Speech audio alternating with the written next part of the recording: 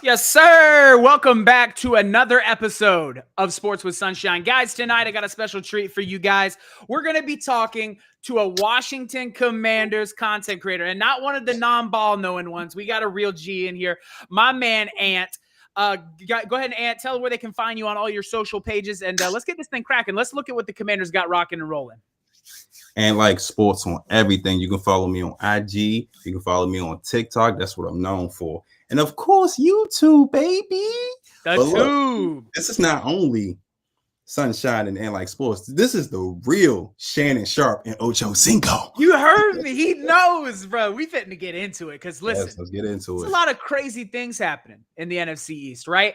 Camp started today and everybody's kind of getting rocking and rolling. And we're going to take a closer look at the Commanders. You guys already know that the Philadelphia Eagles have went to work today. We've talked about it. I want to see what the biggest threat to the Philadelphia Eagles back-to-back in the NFC East is doing. Aside from Dallas, you guys know how I feel about Dallas. I think they're going to be in the conversation. But these guys, they can't be ignored. Jayden Daniels is incredible a year ago. The team made incredible strides. And now Dan Quinn needs to be able to replicate that success. So the first person we are going to talk about, the man, the myth, the legend, Scary Terry. The guy has given everything, right, to the Washington Commanders franchise. He's been absolutely incredible. A 1,000-yard receiver every single year that he has been in the NFL. But he hasn't been paid yet. Nah, he hasn't. But that comes with the territory. That's business, my boy. Business. Terry, you already know what he does. 1,000 yards every season. He shows up to work, ready to go, ready to play. And he just want to get paid like the man that he is. Why can't he get paid? I agree. I think that it's a little crazy to me, right? We look at, all of the different transactions that the Washington Commanders have done in this offseason. They brought in Kinlaw. They brought in Eddie Goldman. They've now brought in Von Miller, a guy that has not started in 3 years. He's still one of the best edge rushers this game has ever seen, and I really like the addition for the Washington Commanders from a depth standpoint, but it's not like Von Miller is going to be an every down guy. I don't think he was brought in for that reason. I think he was brought in as a veteran presence for some of these younger dudes. But why on earth are we paying Von Miller, who is at the twilight of his career, over 28-year-old Scary Terry that just came off of a 13-touchdown, 1,000-plus yard campaign? It's baffling to me. Look, our weakest thing last year was our defensive line. Mm-hmm. We got some guys up there, but no one's really proven anything yet. Why not go get a proven vet that, no, he's not starting, but he can be a mentor for them young pups in there. Get them guys off and running. Why not? He's only a 1-year deal. It's not nothing too serious, but you got a proven motherfucker back there. So why not? So my question is, what is the expectation for Von Miller whenever we're coming in? If we're talking about a guy that's coming in, does he need to produce a certain amount of sacks, or are we really just bringing him in as a mentor type guy? It's more so of a safety blanket.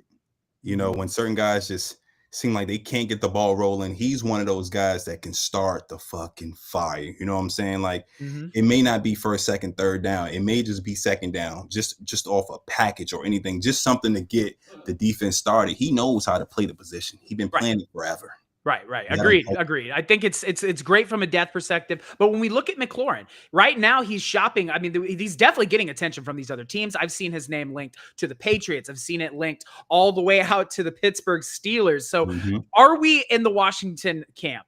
Is there a little bit of strife to the fact that Terry McLaurin may not sign and be a Commander? I mean, he's officially an in-season holdout, meaning he can still come off of reserve and be with the Washington Commanders if a deal is reached. And from what we understand today, talking with Dan Quinn and the media, Dan Quinn seems to think that they're in talks and on that way. But from Terry's perspective, it looks like there hasn't been a lot of talking. What do the Commanders fans think about this whole transaction? Some of us, I can't say us because I'm not a part of it. Some of the guys, they're scared to death, hands shaking, body jiggling. But me, I'm not really worried. I mean, the absence is more so of a hiccup than a full-blown crisis to me. You know what I'm saying? He figured out like, hey, I can get paid this year. Why not get paid right before Jayden get paid? Why not? Everybody else is getting paid. I don't think this is a big distraction. It's entertaining. I don't think it's a big distraction as people are making it out to be, honestly. Right. Yeah. I mean, we know the media is going to jump on whatever they can jump on to feed whatever narrative they want to feed. I think that at the end of the day, Terry McLaurin just wants to feel valued, right? He looks over in Philadelphia where Howie Roseman is seeing guys produce, and guess what? You're getting rewarded. He looks out to Pittsburgh, where you see TJ Watt just got rewarded for his great play. So I think what Terry really feels is that he's like, hey guys, look, I've been a 1,000-yard receiver for you every single year. I've been your guy. I've come off multiple seasons of multiple touchdowns, just came off of his best of his career at 13.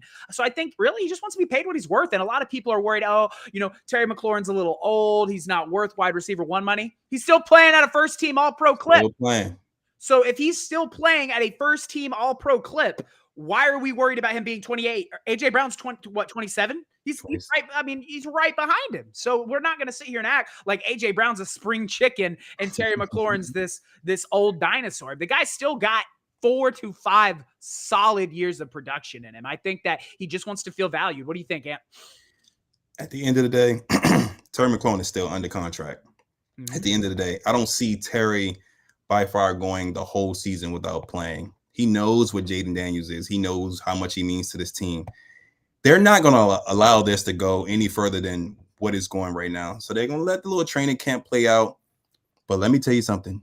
If it's preseason 1 and he not signed, that's when we need to be worried. Right. That's when we should be fucking worried. Yeah, I would say right when that first game comes up, if Terry McLaurin hasn't inked the paper, it's going to be a problem. So then when we look at the Washington Commanders, right now we're going to move into new territory. It's a new era in Washington. It's fun to watch football in Washington again. And it's been a long time since Washington fans could really say that they're excited for the year. I mean, Dan Quinn did a 180 at a team that had been really porous at best in the front office. They cleaned the front office out and brought in some new guys. And they have done a really good job bringing in talent into Washington. You bring in Jayden Daniels, who, by the way, everybody knows when I was looking at the draft a year ago, this was before I got into content creation, that Jayden Daniels was my QB1 in that draft. I thought he was better than Caleb Williams. I thought he was better than Bo Nix. And he went on to prove me right by having one of the best rookie seasons we've ever seen. 25 touchdowns, 3,600 yards throwing.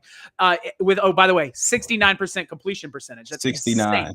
Insane from a rookie. Insane. So with Jayden Daniels at the helm, you've got your quarterback one, right? You've got your guy. You don't have to be worried anymore and be like, man, now you just have to build around him. And I thought the Commanders did a really great job of that from an offensive perspective, right? We look at what they did in the draft. You bring in Connolly Jr. If he can be a guy right away, I think that he makes the Commanders offensive line instantly better. You bring in Laramie Tunsil, who, although he does have a false start issue, is one of the best, I'd say he's a top 10 tackle in the league right now, right? In terms of what he's produced. He was great for the Texans. Now he's a Washington Commander. I think that if Sam Cozy, I believe his name's Sam Cozy, right? Yeah. If he can make a start in week 1, that would be huge. Oh, Sam Cosmi. I'm sorry. Cosmi. Yeah, my mistake. If he could make a start in week 1, that would be huge for the continuity of the Washington Commanders offensive line. I mean, you're thinking that's 3 dudes right there on the offensive line. I think that would be really great for them. I really want to see more out of the run game from Austin Eckler and Brian Robinson, I believe his name is. They were a little underwhelming for me because I think the Commanders a year ago wanted to be a rushing football team, and they were, by all intents and purposes. At one point, they were 8th, 7th in the NFL rushing. They wanted to do the same thing Philadelphia did with a young, high-scoring quarterback. So I think that if the Commanders can get a more consistent run game, right, this offense can be even better than it was a year ago. And it was sensational a year ago. My big question mark, actually, you know what? Before we move on to my question mark, I want your take on the offense. Talk to me. Look, 2025. Well, first, 2024 was a great year. 2025 is a little different. Dynamic offense. Let's start there. Jayden Daniels, 2024, Rookie of the Year. We already know what he does. Brings a dual threat ability. He had 3,500 passing yards, 891 rushing yards. His growth, 9 rushing touchdowns. You got it. His growth is pivotal right now. What else we add? Elite skill playmakers. We added Deebo Samuels. Y'all may not have seen Deebo. Deebo don't look fat. Deebo looks strong as shit right now. And to have a healthy Deebo that wants to play, he's in his contract year too. That's even better. That is a good point. Contract years make all the difference. Jordan Davis, you see Jordan Davis but my man looked like an edge rusher at camp today. I said, "Oh my God, Jordan trying to get his bag." But look, his face looked real slim. Yeah, man, I agree with Ant. I think that a lot of people like act like, obviously we troll as fans, but when we're talking here from an analytical perspective, I like to base things off objectivity. Deebo Samuels, when he has the football in his hand, is one of the most dangerous receivers in football. Dangerous. He's elusive. He's slippery. The guy, he's physical. We've watched him lower his head on jet sweeps.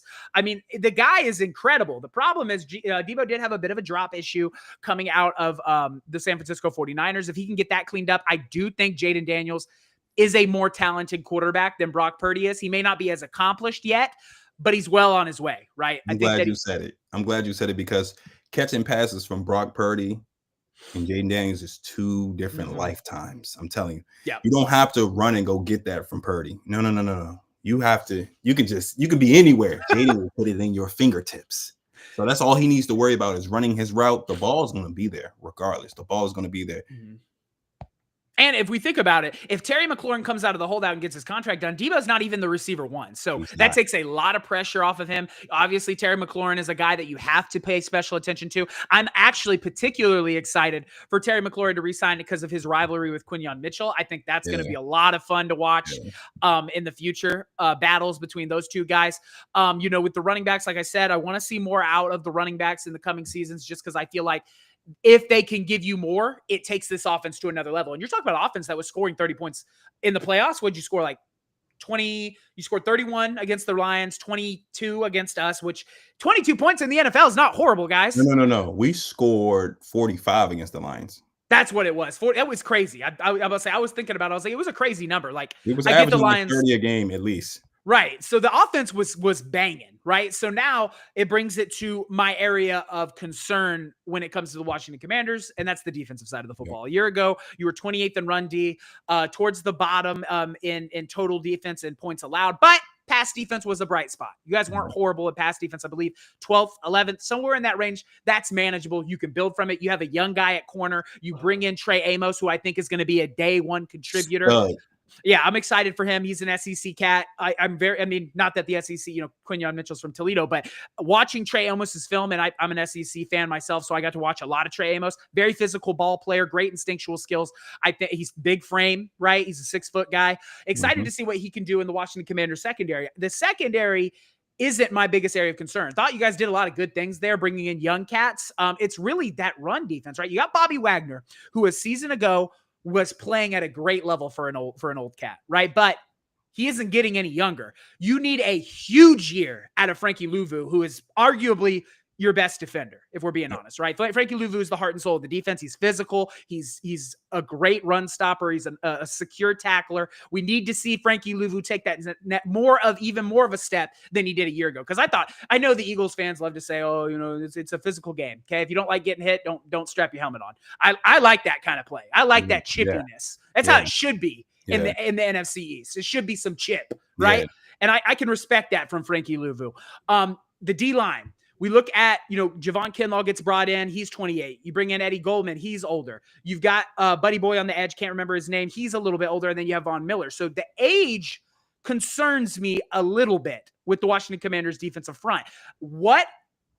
In terms of defense, what is something the Washington Commanders are going to have to improve upon if they want to be better? Because let's be honest, if you're not getting the only reason our game, you like to think our game was competitive until all the turnovers started happening. Yep. But 55 points is 55 points. You can't allow that and expect to be competitive in playoff games. What do the Commanders need to do to be better on the defensive side of the ball next year? You already said, shore up that defensive line. But I don't even think it started there. I think it started in the back half first. Okay. I think if Sanders still come and do exactly what he did last year, perfect. If Lattimore is 100% healthy, perfect. If Amos come in and do exactly what we think he should do, that back half is solid.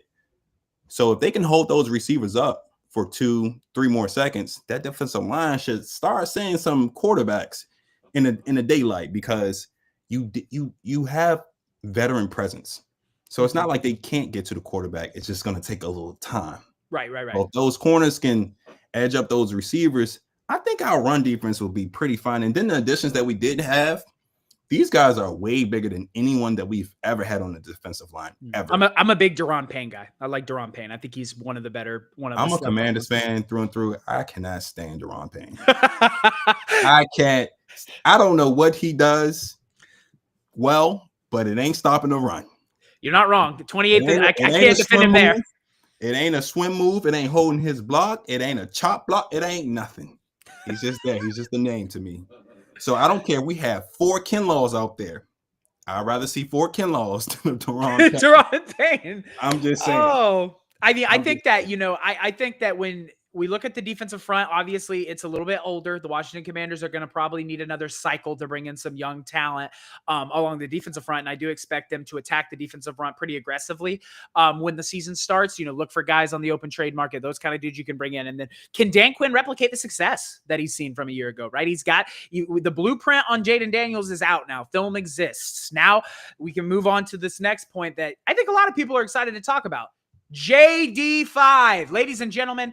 He's an up-and-coming superstar. A lot of people argue he's already a superstar. I'm a big guy on I need to see more years before I'm ready to throw him in top 5, top 10 conversations. If Jayden Daniels can even if he even does what he did last year, immediately he's arguing, barking on the door of top 7 because I'm taking JD Daniels over Justin Herbert every day of the week. But so a lot of people are concerned about the sophomore slump. Essentially, what that means in our terms, people that watch the game, is that film exists on Jayden Daniels now. So a lot of teams are going to have a better game plan moving into games against Jayden Daniels than maybe they had a year ago.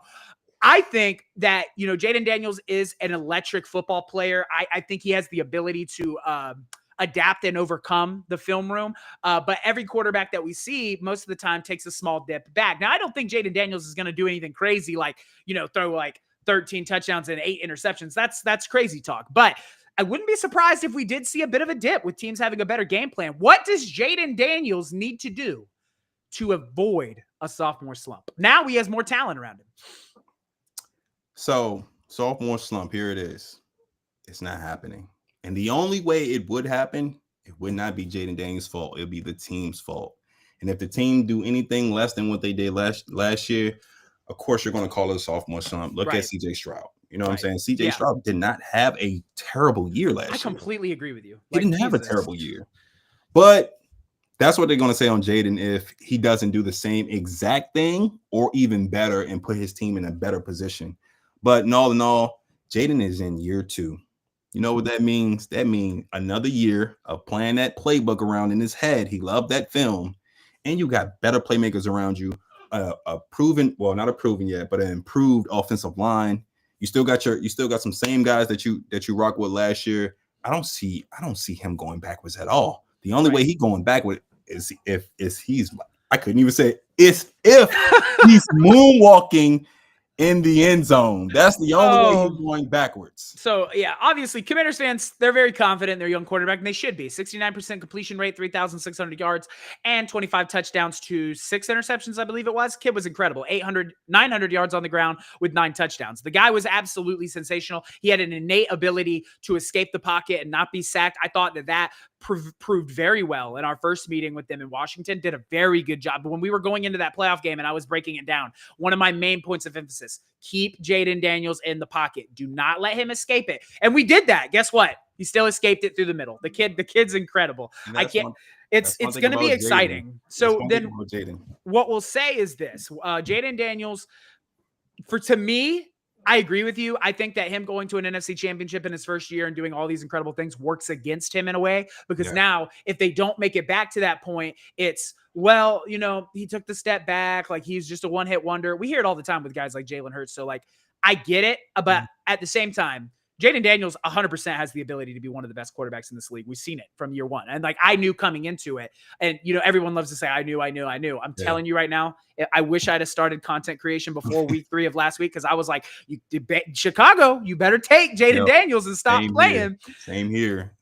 That first game when I seen him play against Tampa Bay and we lost, I knew I can take off my glasses. I knew we had something special. You guys scored 27 in that game, right? I don't even remember. I was so amazed at how he handled himself. I'm like, yo, this guy has accuracy. He has legs. Like you said before, he's electric. And Like, this guy is, you he know can what do it all. excites me the most for Jayden Daniels? It's not even the fact that he's got a killer ball. It's not even the fact that he's super athletic. I think, because you look at my quarterback, Jalen. Yeah. Is he the best thrower? No. Does he make poor decisions sometimes? Sure. You know what he has that you can't teach, you can't work on? What is it? The clutch gene. And I think watching what Jayden Daniels did in the playoffs, and Eagles fans are going to come for me. They're going to be like, dang, are you a Jayden Daniels Speak fan? your truth. Listen, Speak your truth. You know that I'm an Eagles, but to my viewers, I'm an Eagles fan to my core. But if we want to make this a real thing, got to be objective. This is going to be a sports media outlet. So we're going to look at Jayden Daniels. In every one of these playoff games, they didn't lose because of Jayden Daniels. They did not lose because of Jayden Daniels. The kid was absolutely incredible in Tampa Bay. Everyone, well, the fumble. Okay, don't fumble. Don't give Jayden Daniels a chance to go in the game, right? You look at Detroit. At one point, it was 24-21, okay? The defense did a great job forcing turnovers. And what happened on those turnovers? Jayden Daniels marched down the field and put the football in the end zone. Even against the Philadelphia Eagles, there was a point in that game where it was 24-21. Yeah, it was a point. Like, it was, I believe it was in the third quarter, 24-21, and then we get the fumble on the sideline. We go down and score, and you're like, okay, it's okay. Jayden Daniels is going to be fine. Jayden Daniels didn't even get a chance to get the football back because a fumble happened on the kickoff return. Yep, We score again, and then the rest is history. So Jayden Daniels, I believe, has that clutch gene. He operates at his best when he's asked in the best moments. And I get he had a turnover in the playoffs. So did Jalen Hurts. Jalen Hurts had an interception in the Super Bowl. It happens, right? But outside of that, 0 turnovers to, I want to say, 7 touchdowns, 8 touchdowns. That's a incredible playoff run. Incredible. For a rookie quarterback. We're talking about a kid that was just playing in college. And I got the opportunity to watch Jayden Daniels tear up my Florida Gators at LSU in Baton Rouge. It was incredible. Heisman. Don't forget about the Heisman. So then we'll do our record predictions. I don't know if I think you've probably already seen my record predictions. I have the Washington Commanders taking a small step back and they were an 11-win football team a year ago. I have them at 9. 12? Yes, sir. 12-5. You guys went 12-5? Oh, shit. Yes, we did. All right. So I have them at. Wait. We only went 12-5 because we lost 3 games back to back because Jayden got hurt. Someone cracked his ribs. He wasn't the same. Right. It is what it is. Hey, listen. Got to play with who you got. But at the end of the day, I have the Washington Commanders going 9-8. I know I'm going to get roasted for it. Everyone's going to be upset with me.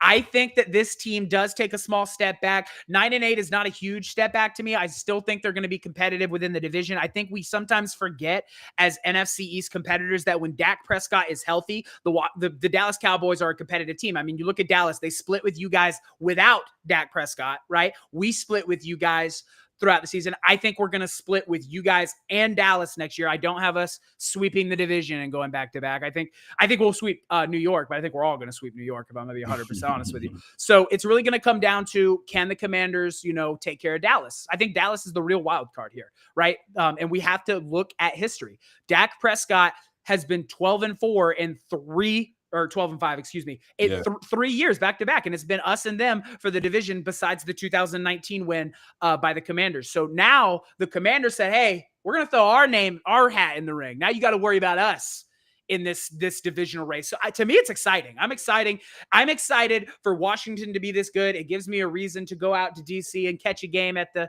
stadium. I'm excited for it. And give me your record prediction. You want my record prediction? I want it straight from the soul, my brother. Don't BS me. I ain't gonna BS you. Look, after what we did last year, after the improvements that we made this year, I think we don't take a step back. I think we only take a step forward. I actually think that we go 13-4. Okay. Straight like that. I think we might. I think we will split between you guys, and I don't know if we're gonna split between Dallas or New York. Okay. But it won't be both. Yeah, I think with Dallas, for me, it's if Dak is healthy. If Dak's not healthy, then you can kind of just, it kind of negates it. I think that New York is going to be a lot better, but they have a brutal first 6 games. If they could come out of those first 6 games like 3-3 or like, 2-5, I have more hope for them. If they come out 1-6, it's a wrap. They gotta come out like fucking 5-1. which that in that first 5 stretch, you got Philly twice, the Kansas City Chiefs, the Rams, and it's all playoff. Yeah, and the Washington Commanders. So it's all playoff teams. It's literally all playoff teams that they have to. And they had tell me how they had a top 5 pick, and they gave him the hardest schedule in the NFL. That's Roger Goodell, yeah, Roger Goodell don't mess with the Giants. I guess I don't know. That was crazy to me. I would have loved to have seen us play you guys first game of the season. I wanted it to either be you guys or I hate Dallas, so I hate Dallas too. Yeah, I was say I don't mind it being them, but I did want it to be the Commanders. I thought the Commanders would have been a better game, but because like, could you imagine prime time rematch NFC Championship in the lights?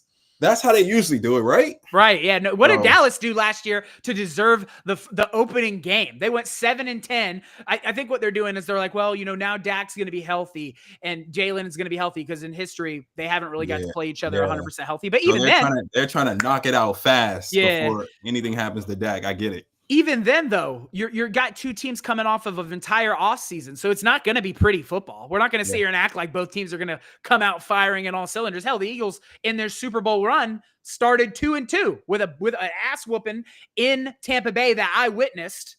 And then at that point, everybody was like, oh, the Eagles are in trouble. They're, blah, blah, blah. But I think that, I'm excited for it regardless. I do want to say a quick shout out to the Sports Lounge Media for powering Sports with Sunshine. Thank you guys so much to our sponsors, the Mogul Brand and the Diamond Collection, for making the Sports Lounge Media what it is. Guys, the Sports Lounge Media, whether it's the NFL, the NBA, the NHL, college sports, we've got you. This is the premier place to get your sports information. All you got to do is go to www.sportsloungemedia.com and you can catch great shows like Sports with Sunshine, where I have other incredible content creators. And by the way, Ant, congrats on the 10,000 on TikTok. Incredible milestone.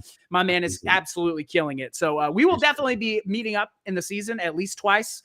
We'll do some TikTok lives as well, because sometimes it can be fun on there as well. But definitely want to have you back on the pod. I do want to say thank you for volunteering your time and coming out and talking Commanders, man. It gives the crowd a really good insight as to what we can expect. Yeah, man, I appreciate you having me up here. I had a ball. You guys know what it is, man. And like sports, you know what I do. You know where I'm at. Come find me. Come holler at me. Come say something. Don't say bye, though. I'm excited. It looks like I might have found somebody to debate, man. We're gonna get into some heated debates as the season comes along. I can't wait. Yeah, for week 8. Listen, you're getting off-season Ant-like sports. You have never seen in-season Ant-like sports. And all I'm gonna say is grab your tissue box, man, because it's about to be a long day. I'm excited. Guys, thank you so much for coming out. Drop your predictions in the comments on what you think the Washington Commanders record is going to be. And go ahead and drop your team. Hit the like plus, hit the like button, the subscribe button, and go ahead and share this with all your friends. Guys, NFL season's right around the corner. Training camp started today. We literally have a preseason game next Wednesday. NFL season's here. I'm more than excited. But as for right now, guys, that's going to do it for Sports with Sunshine. Thank you guys so much, Ant. Thank you. And as always, go Birds. Left.